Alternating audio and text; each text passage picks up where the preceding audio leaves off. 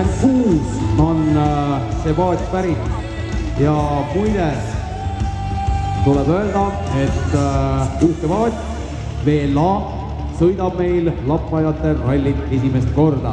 Ja nüüd siis BMA 410 läheb auringile. Ja muide, VLA 116, nagu te näete, on tormi ja ilmastiku kindlaks ehitatud, kaetud on ta plastikuga, et kõikidel oleks sees turvaline ja mugav olla.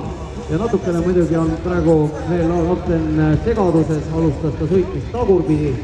Lappajate rallil sõidetakse siiski vöör ees, nii nagu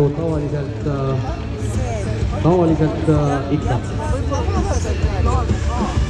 Eile õhtul sõitsid see. Ja kallid Lappajate juhid, siis jälgige vasakul pool sinist nööri. Meil on ka wakeboardi demonstratsioon esinemised õige varsti toimumas, nii et julgesti sõitke sellest nöörist mööda, aga mitte nööri peale, sest muidu võib juhtuda, et meie liigitajad on omadega